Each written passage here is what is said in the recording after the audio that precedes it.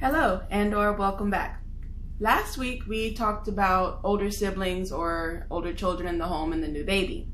So this week I kind of want to get into pets.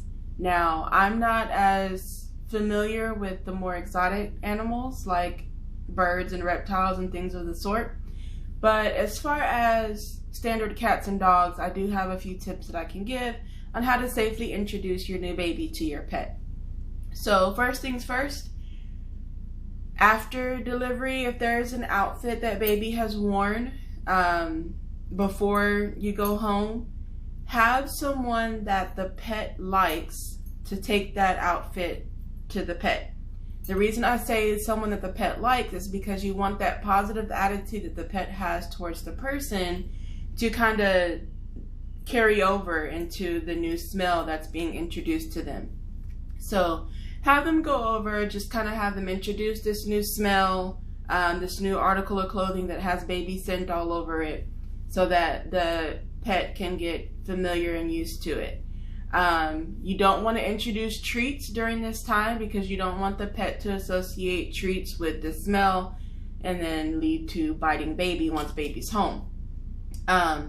It doesn't need to take an extended period of time. It can just be for a few minutes, but the behavior that you're looking for is one that has no signs of aggression. So for cats, you don't want the shackles or the back arched, the shackles raised. You don't want hissing and things like that. And as far as dogs, you don't want them to be baring their teeth or growling or trying to attack the article of clothing.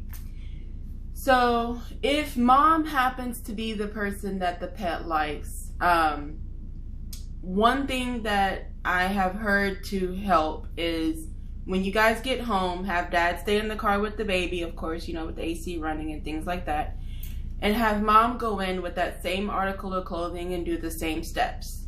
And then once you have the pet in a relaxed state, meaning that they're no longer trying to jump up, they're not trying to run around, they're not having zoomies, they're just chill, tranquil, relaxed, then you can introduce baby right on in.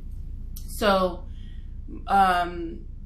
initially, baby's in a car seat. I personally advise carrying the car seat in towards the pet and having the pet kind of introduce themselves to the baby by the feet area. That way, if there are any signs of aggression, you can easily pick up the car seat with baby in it, or even rotate it to where it's the back side of the car seat that's facing the pet. So obviously, you don't want to just be vigilant during that initial introduction. You do want to kind of always have an eye on your pet and your baby. It doesn't mean that you don't trust your pet. It just means that pets are animals. And no matter how much you think you know your pet, there's always the exception to the rule. There's always a time when the pet may feel threatened or, just feel like they need to be in protect mode and it's not in protection of the baby. So especially when the child starts to get a little bit older, gets a little bit more grabby, then there are chances for the baby to unknowingly grab the pet and, cause some harm or hurt, and then the pet acts out. Now, if you try to do the initial introduction steps and the pet is aggressive, whether it's the smelling of the shirt or introducing baby by the feet, if pet shows any signs of aggression or any type of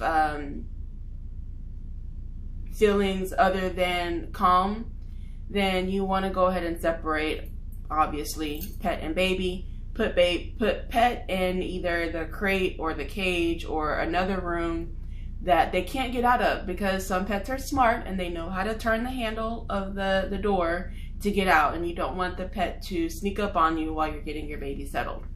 So I hope someone out there learned something today that lets me know that I've done my job, and I will see you guys next week. Bye.